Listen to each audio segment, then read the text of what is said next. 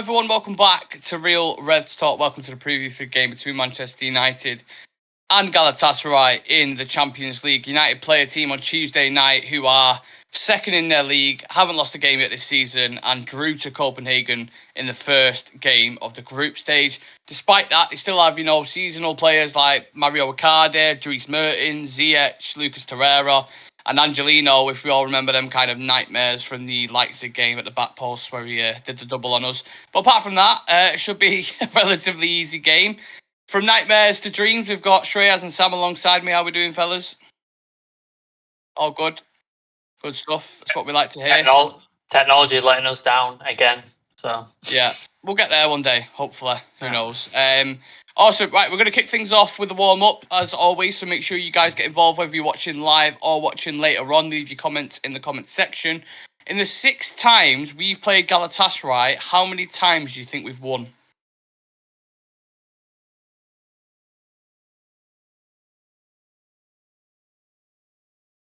Okay. So how many out of the 6 do you think we've won? Not too far. Sam? I'd say 5, and then we drew 1. We've won 2, drew 3, and lost 1. And the most recent game, as well, get on this, was under Sir Alex Ferguson in 2012. And Amrabat's brother actually played for him in that game. Yilmaz scored the only goal, 1-0. Do you reckon you can name any players from that team in 2012? In 2012? Who started in it? So is it after the 2011 title win, wasn't it? Or was it that season? No, so it's 2011 to 2012. Right. It was. Okay, so it's that year I think when we won the league 2010. 2011. Okay. Rooney? So it's a year after. Yeah. So Rio's in that team? No, he didn't start in this game anyway. Okay. It's quite a weak team, to be honest with you. It's a bit of a shit team looking at it. Is it like Darren Fletcher and people like that? Fletcher's in there, yeah. Darren Fletcher's in there. You have a Norwegian goalkeeper. Remember him? Not very prolific. Norwegian? Lindegaard? I think he was not. Lindegaard, yeah. Yes. Lindegaard Is he I think he was Danish. I don't think he was Norwegian. Danish. My bad. I think he was Danish. Even I thought so. Yeah. To be honest, no one gave a fuck about him. Sorry, Lindegaard, but they didn't, so it's kind of one of them. I go at centre-back. Vidic? No, I'm ironic, go. Oh, Phil Jones? Yes, Phil Jones is at centre-back. Is it Smalling and Phil Jones? No, it was Jones. It was weird. I think Anderson may have played centre-back in this game. All right, okay. Then you got a Dutch left-back. Can you remember? Dutch left-back. Shit, he was absolutely shit. Is it Butner? Yes. Butner? Butner, yeah. And the captain was Michael Carrick as well. We had Hernandez and Danny Welbeck up top. So, I mean, the midfield guy, that's pretty good. Michael Carrick. I know, but it was just... We could do with him. Sometimes Fergie could get away with shit in it. Like, he put some teams Well, didn't he play... he played Ryan Giggs on the right, didn't he? John O'Shea. John O'Shea. On the left. In goal. John O'Shea ended up in goal in the FA Cup as well. He did all sorts of weird shit. Well, even just look at the 99 final. You had Giggs on the right, Beckham in midfield, and then you Button Blankovic, didn't you? So and you had Johnson as your centre-back as well. Yeah. To be fair, it seemed like we're doing this now at the minute, innit? With Amrabat at left back, and we're kind of filling left, right, and centre. So yeah, maybe we're sticking to that theme. Hopefully, it doesn't continue with the loss that we had against Galatasaray as well. Another question for you is: do you reckon you can name top 5 players in Champions League appearances for United? Who do you think's got the most appearances? Giggs has got to be there. Yeah, he's at the top, 145 appearances. Scholes? Yeah, he's second, 124. Neville? Yeah, third, 110. Trying to think now. Rooney? Yes, he's 5th with 85. So who's between Rooney and Gary Neville, do you think? With 86 appearances. Just one more than Wayne Rooney. Talks like this. He's a Londoner. I think so. I think he's from down south. He's very popular at the moment. In Rio? Yes, Rio Ferdinand, Nah. 86. One more than Rooney, which I surprised me. didn't think Rio had that many. What about the Champions League in general, lads? Do you reckon you can name top 5 appearances ever? Of the any team. Yeah, any team. Lewandowski. Record. Lewandowski Nope. in there? He's not in there. No? Ronaldo? Nope. Yes. Messi? Ronaldo's in there, 183. Yes, Messi's got to be in yeah. there. Yeah. They both have to be 163. there. Treyas, there's one player in this list who you definitely need to get, and if you don't, I'm going to be disappointed. Casillas? Yes. Yes. 177. So Buffon? you got first, second, and third there. Nope. Buffon's surprisingly not in there. Raul for Madrid? Nope. No. Dani Alves? Nope. You're on the right kind of line. Very close lines. Iniesta? Very close. No. Very Xavi? close. Yes, Xavi? Xavi. Xavi. 151. And then we have fourth, 152 Ibra? appearances. Just above. Ibrahimovic? Not Ibra. No, he is a striker though. Which player? Come which on. position were you saying? Striker. Striker. Think about prolific teams in this competition. Beto? Nope. Oh. Is it AC Milan player? Should I know it? Nope, it's not an AC Milan player. Okay. You were on the right lines before. He's Spanish. He's Spanish striker. It's Spanish league. I'm not giving you any more. I can't give you any more clues than that. Okay. Come on. Benzema? Yes, Karim Benzema is fourth with 152 appearances. Apologies to anyone if it looks like I'm fucking slowly being like a slug down the camera, but I'm just trying to push myself up. It is Karim Benzema. So all-time appearances: Ronaldo, Casillas, Messi, Benzema, and Xavi. So there's your warm-up complete. Let's focus on United just for the minute. Coming off a very disappointing loss to Crystal Palace, meant United had lost their first 4 out of 7 league games for the first time in history, which is another stat that we're breaking, a disappointing stat. The team's riddled with injuries, it's lacking chemistry, certain players with big reputations not showing up, and the pressure seems to be mounting on Erik ten Hag. Well, at least that's what social media is saying. We've come into this game bottom of the group with a view that we should be beating Galatasaray and Copenhagen to qualify for the last 16. Do you still feel that's the case, Sam? How are you feeling about this group? I mean, Bayern Munich was the toughest game, wasn't it? That was Bayern Munich away was the toughest game when we looked at it on paper, and quite rightly we got slaughtered, and then some weird comeback at the end. Bizarre. I don't know what went on in that second half, but it was just very, very weird. And then Galatasaray away, I would say, is a tough game, but at home, I on paper, we should be beating them because they don't have anyone in there that is particularly absolutely world class, like Bayern Munich have in Harry Kane, in Kimmich, in players like that. They have world class players. Galatasaray have got decent players, no doubt. Wilfried Zaha's there. You've got Icardi on his day is good. Dries Mertens, like you said, you mentioned in the intro, they've got some decent players, but I don't think they've got anyone world class. But then again, with the form we're in and the way we're playing and the lack of fight and the lack of comeback when we go down 1-0, you've got to be honest and say, I don't have any confidence in this team going forward at the minute unless this game is the one where we start turning our form around, start changing things and being able to put teams away. I'm not very confident at the minute, and I could see us, I think, if we struggle against Copenhagen, I see us struggling to finish third and end up in the Europa League, to be honest with you. So it's not looking promising. Not looking good, bruv. Shrey, as I mentioned before, Galatasaray got some seasoned kind of European pros in their team. How important are our seasoned European pros like Casemiro, Varane, these kind of guys? How important are they going to be tomorrow for this game? I think especially in these sort of competitions, you need your senior players to step up, especially the more experienced ones. And right now, if I look into this team, the only seasoned ones I see are Casemiro and Varane, except that I think most of them are much fresher when it comes to the Champions League. They are the most seasoned ones. They are the ones who've actually won this competition before on a number of occasions as well, and both of them have come up against Galatasaray on quite a lot of occasions in the Real Madrid shirt. So they know what kind of atmosphere and what kind of energy and the kind of team they will be coming up against.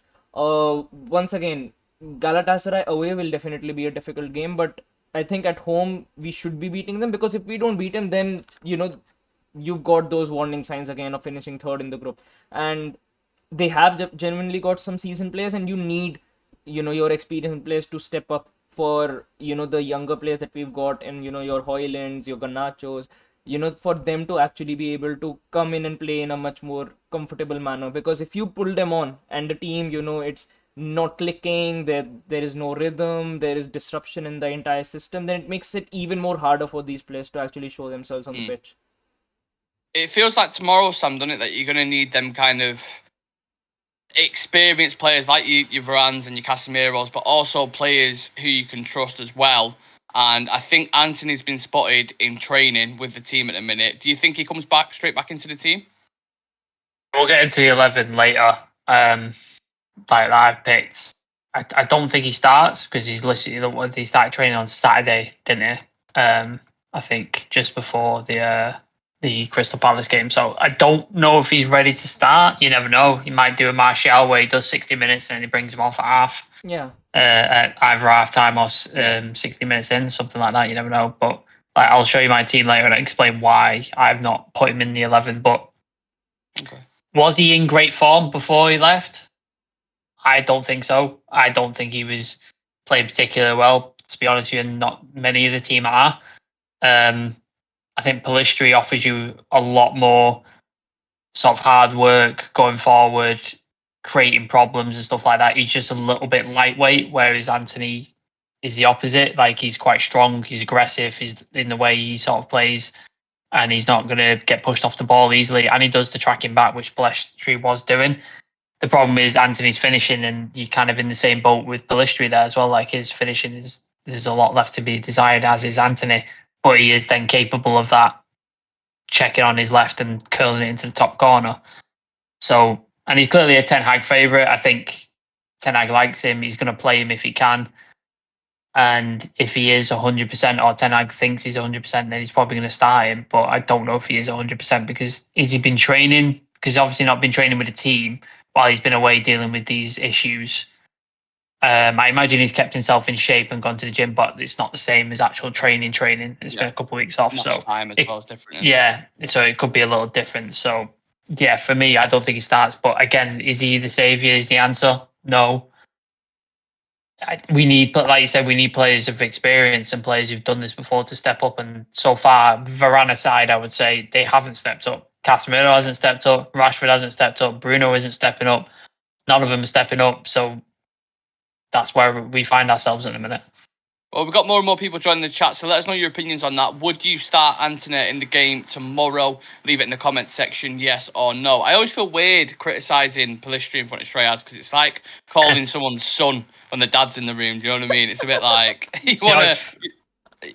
If Ahmad has a bad day, Ahmad has a bad day, you have to make sure you're not on the show, Nick, because he's going to get some criticism. Keep me off it. But I do take your point. I know what you mean. Both of them have certain things missing from the game that they both need to improve on. But I think the team in general, Shreyas, needs to improve. I had a kind of discussion with myself, well, even on the pros and cons, I was talking about it.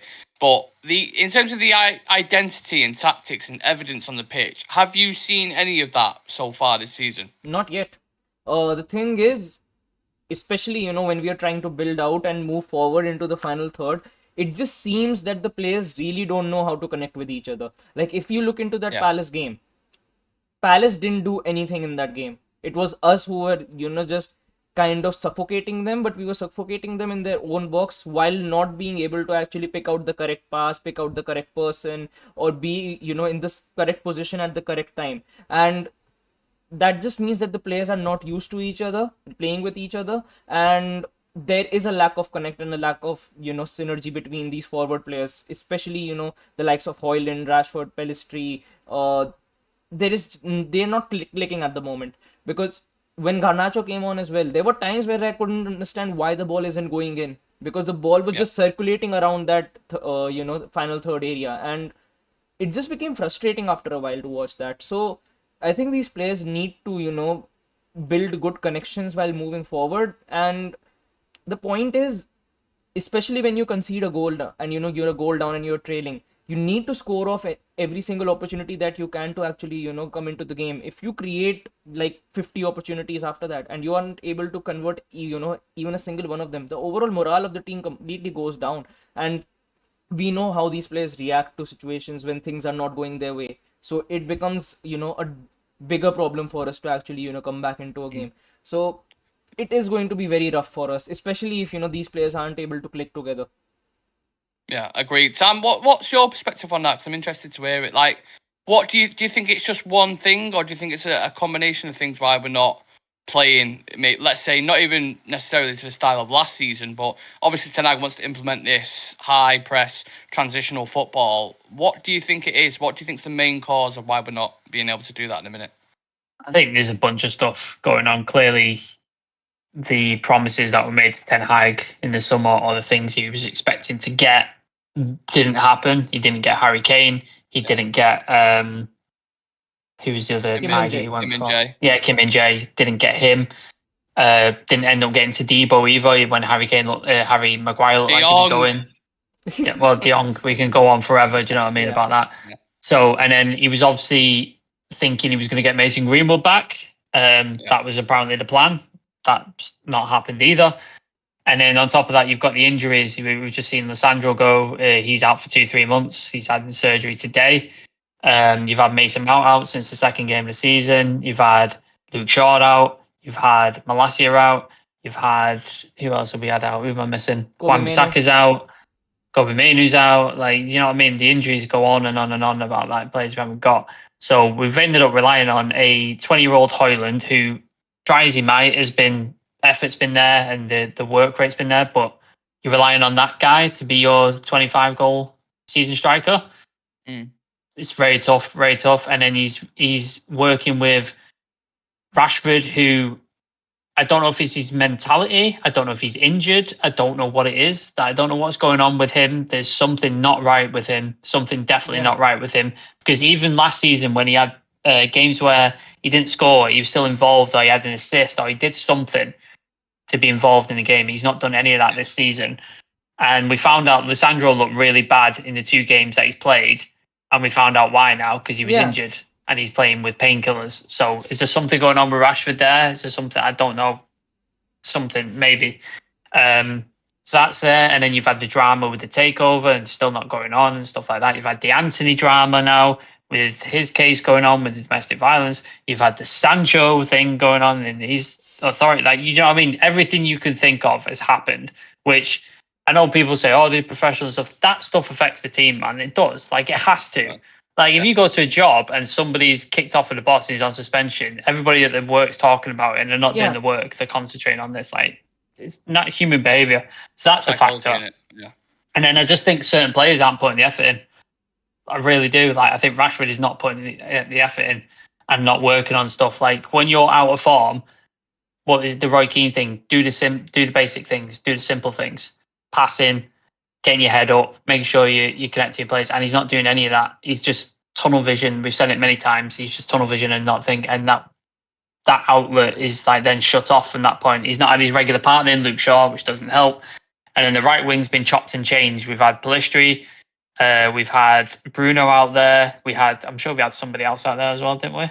Yeah, God knows at this point. Not many changes. Do you know what I mean? So he's not had his 11 that he actually wants. Clearly, Kobe Mainoo was a massive part of that, and he's been out in so he's not had the 11 he wants. He didn't get the plays in he wants. There's been drama kicking off left, right, and the pitch, and certain players are not putting in effort plus injuries. I mean, take your pick. You know what I mean? Like, take your pick. Like, if one of them happens, then most managers are making a complaint.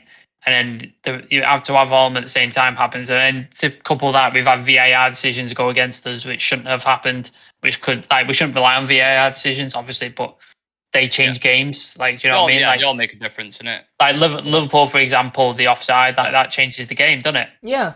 So why is that an excuse? But when United, we can't use that as an excuse. Well, it should, because it changes games. So take your pick, really. There's a list of reasons for you.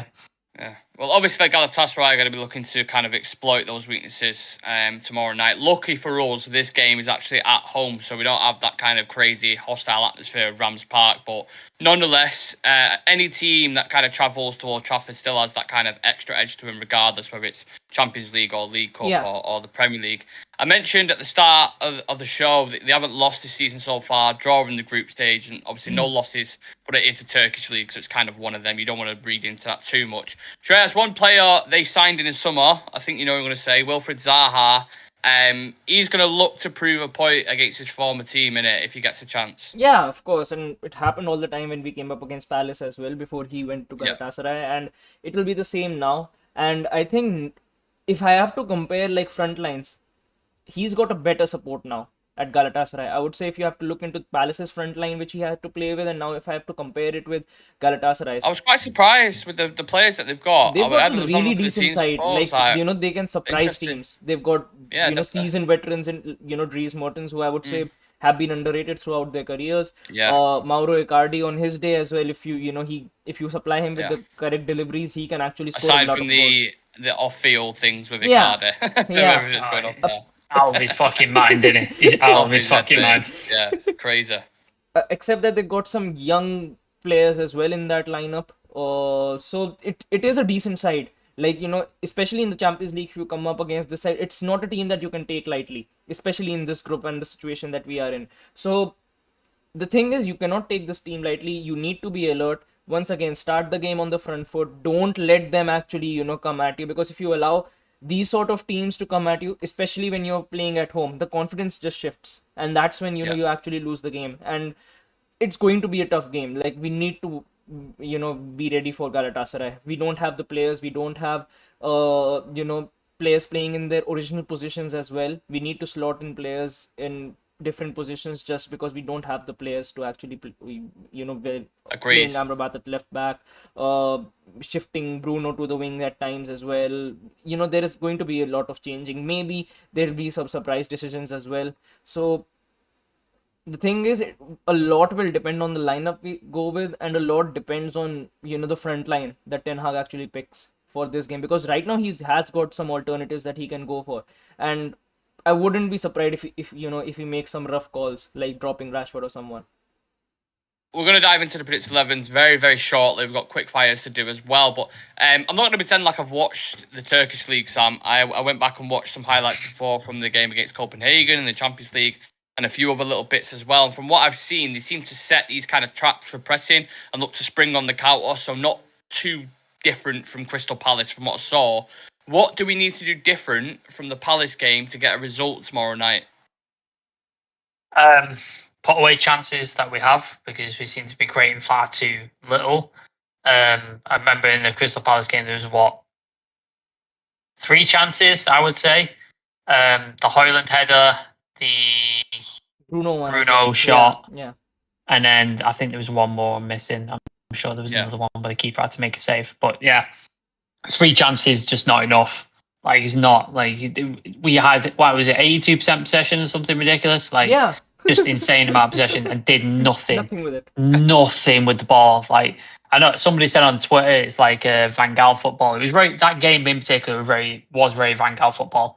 All the possession, all the ball, absolutely fucking nothing with it. Just did nothing. So I think, we need to create more chances. Bruno needs to step up. Like, he's our best chance creator. He needs to step up and start creating some stuff. Højlund is feeding off scraps, so I think you need to be able to make sure he's getting service consistently, because if he does, I think he scores. We've seen it. He's scored a couple of goals.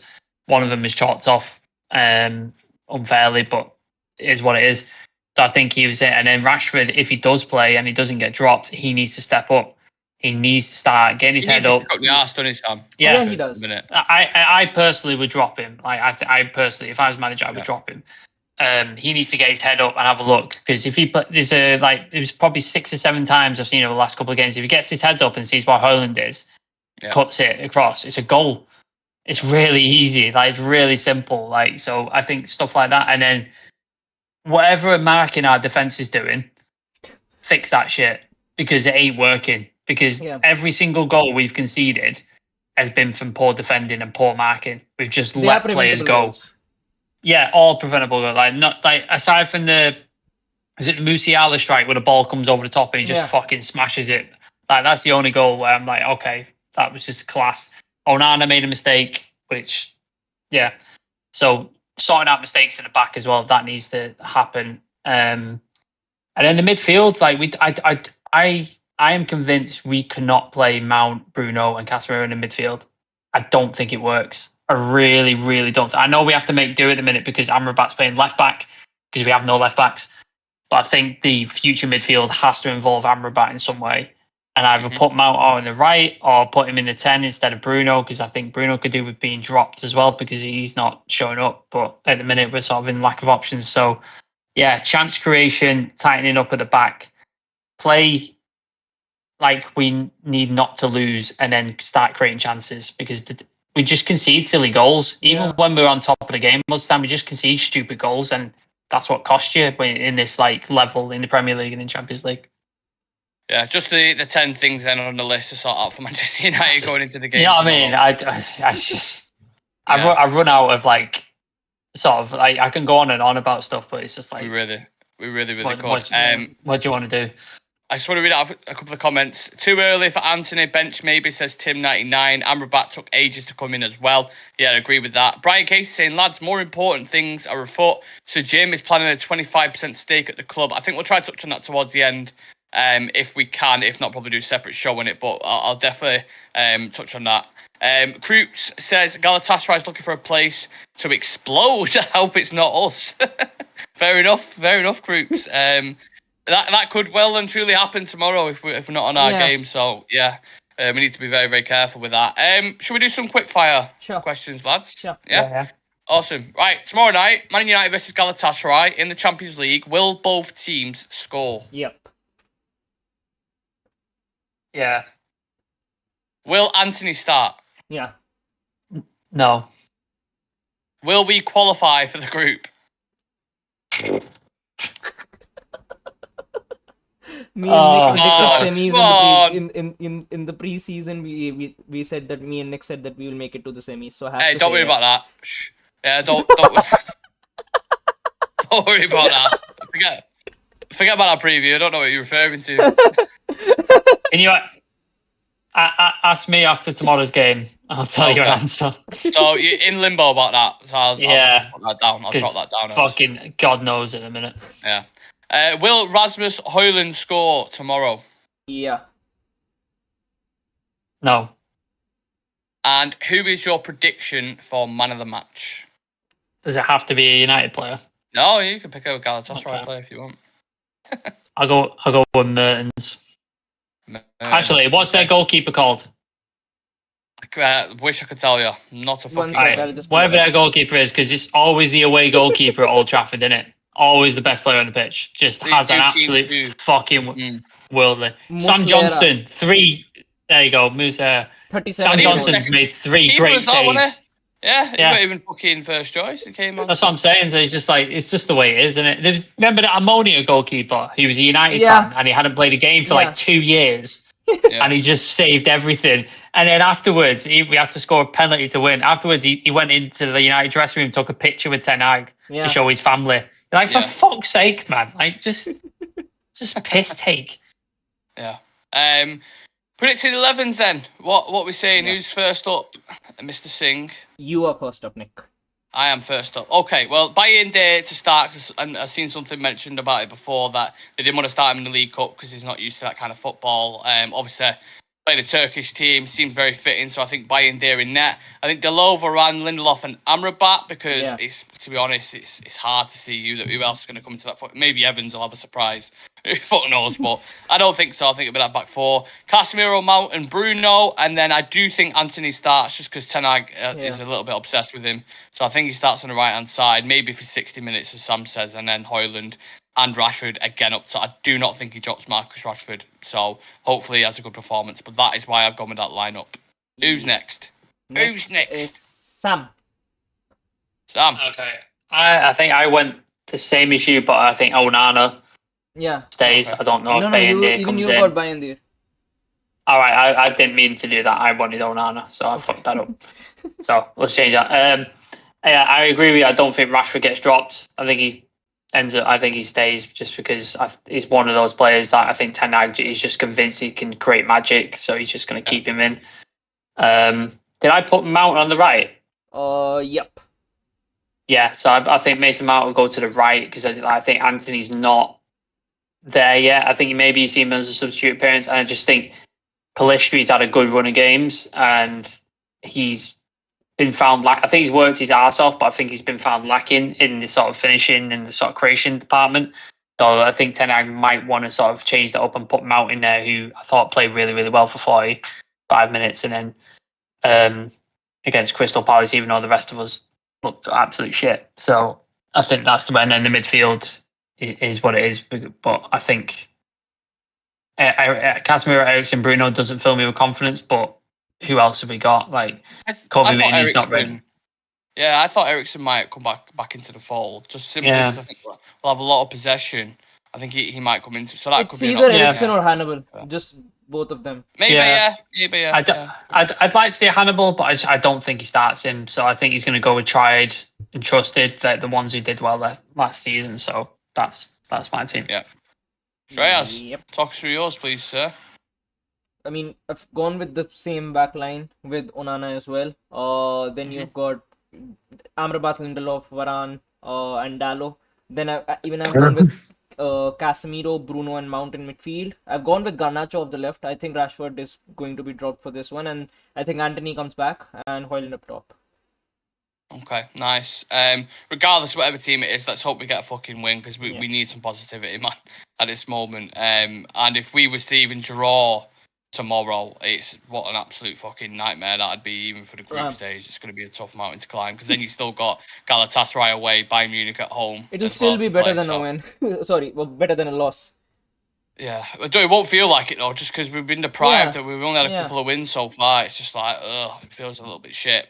With that in mind, who wants to go first on the good old score predictions? You go first. Go on, Shreyas. You want me? I'm good. Yeah. Sam, did you want to jump in there? Yeah, I don't really want to be negative because I just don't think it helps, even though probably realistic at this point. So as positive as it can be, I'm going to go 1-1 draw. That's as positive as I can do. Okay, all right. Shreyas? 2-1 loss. 2-1 loss? Oh my, Shreyas, not you as well. Not you as well, man. It's just heading in that direction. We can't convert any what are single you one. doing, man? Any single one of our chances, we don't finish them. I don't think you've ever predicted us a loss in your whole time on this channel. Yeah. Do you know what's funny? Like, finally, Pelistri is getting a run of games, and United are fucking dog shite. Like, Shreyas has finally got what he wanted. I wanted this to happen last season because at least we were doing well last season when it comes to the attacking side of things. But United is just playing the worst, and Pelistri's getting a run of games. It's the worst time ever. Unbelievable. I will be the only positive one here then, and I'll say a 2-1 win. It's at Old Trafford. We should be beating Galatasaray. Should obviously be in the key word, but it should happen. Whoever scores, I don't give a shit. Just get the job done, get the 3 points, and then we move on to, is it Brentford next Saturday? Yeah, Brentford's the only away. Brentford's the away game, innit? It's the only away game. It's at home. Brentford. It's at home. Or maybe Sheffield's the away game. Yeah, Sheffield's away. Does it matter home and away now for us? Is the what? I'm saying, does it even matter now whether it's home or away with us? True, yeah. Doesn't matter where we are in a minute. Seems to be losing at both. Maybe we can try find some medium ground or something, God knows. Right, that usually would conclude the preview, but obviously we've had a little bit of news, lads, with the ownership. So Jim Ratcliffe's ownership offer has now gone from 69% share to a 25% share. That's what he's offering for I think it's the New York Stock Exchange. Let me get the actual quote here because I don't want to just be paraphrasing myself. Ineos' position remains that they want control of United. That means if they do seek a minority stake, it'll be with a view of eventual control, most likely by 2026. His latest offer of United's proposed to the Glazers that he'll acquire a part of their shares in equal shares up to 25%. What are your thoughts on that, Sam? What's the point? Why? His whole thing was he wanted controlling stake in it. I know he set up that thing where it was, what was it, 65% or something like that, and he keeps Joel in the, what's the other ponytail dog trolley pushing dickhead in the thing. That is a bizarre photo, by the way. Have you seen that photo? Yeah. But if anyone's going to be doing that, it's going to be Avram fucking Glazer, isn't it? Just what a twat. Anyway, the whole point of it was the majority share, and they had no voting rights, or they had no control. I can't remember how they structured it, but basically, you had majority thing, and they kept on, and they could basically within the idea was within 3-5 years, he eventually buys them out because it's worth more. I think that's why he was still in the thing, because he couldn't afford to give them the whole package of what the Qatari could. So I don't see the point of it. Like, the minority investment means the Glazers want to stay on, and they know they can't afford to do the stuff at the club that needs doing, the stadium, the training facilities, etc., debt refinancing, all that sort of stuff that needs doing. This is why they're in this position, because they can't afford to stay on without investment. So if they're going the minority investment route and Jim Ratcliffe's a part of it, he's as culpable as the Glazers are for that. I think because you can't come into this club and give them. He's basically handing them money, is what he's doing, and he gets nothing out of it, and that's not acceptable to me. Like, I would be prepared if it was state ownership versus Jim Ratcliffe has controlling stake and the Glazers have no power, but they're still at the club. That's a bit more easy to swallow for me than state ownership. But if he's just going in minority investment, nah, I can't abide that. Like, I can't be having that at all. No, he's obviously trying to worm his way in whichever way he can, Treyas. I mean, any deal that kind of allows the Glazers to control that business model, I mean, all kind of moral decency and ethical integrity is out the window, isn't it, at this point? I think it definitely is, and I don't see the sense of actually going through this route as well, because why? And I don't see this in any way a smart business decision as well from his side. You're allowing someone who has already, kept you around this whole takeover thing for about 1 year now. And if he had to, I would say if he had to come to this decision eventually, I think he would have gotten to it months ago when they said that they want this type of a, model or this type of a contract in which they stay till 2026 or 2027, and then eventually they, give the control over to Ineos. But that's what Sir Jim Ratcliffe actually initially, rejected, that this won't be happening. I want the control of the club. I want a majority stake.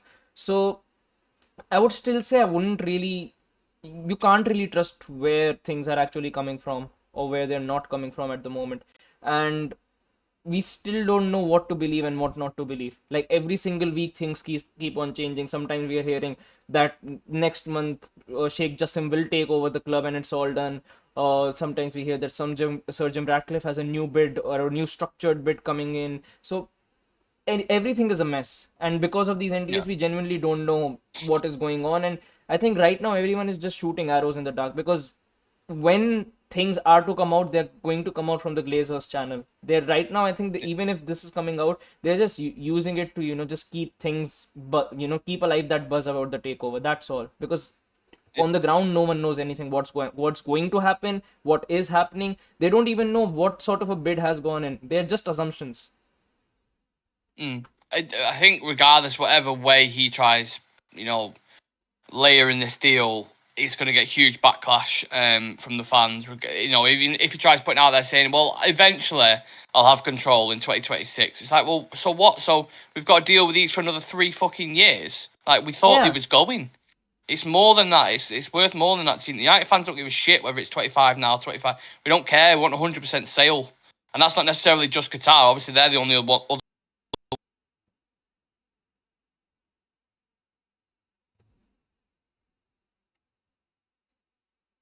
1 second. 1 second. 1 second.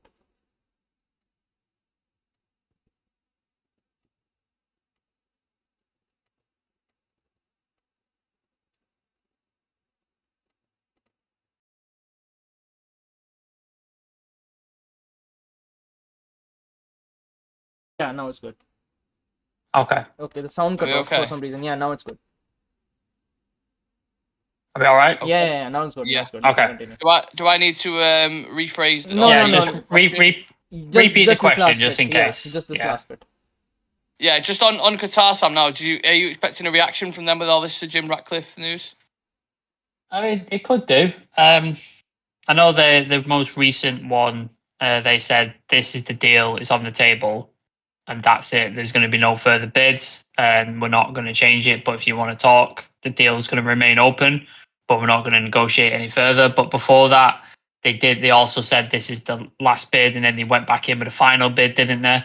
So these things are flexible. Like, I wouldn't believe anybody who's saying final bid, because as we know, this has gone on for nearly a year now.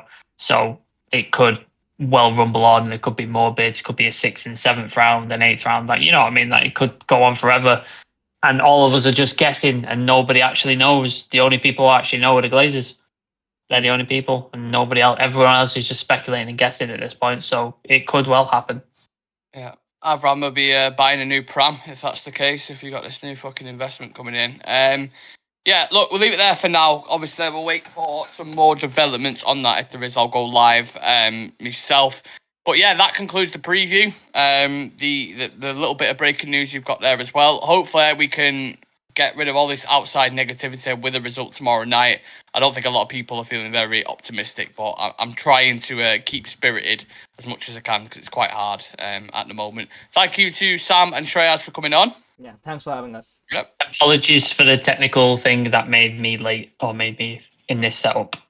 Yeah. Well, shit happens. Yeah. And yeah, we'll see you for the game tomorrow, guys. Pre-match build-up and the match review as well. So make sure you come and join us. And yeah, take care. Have a nice the rest of your day. See you in a bit.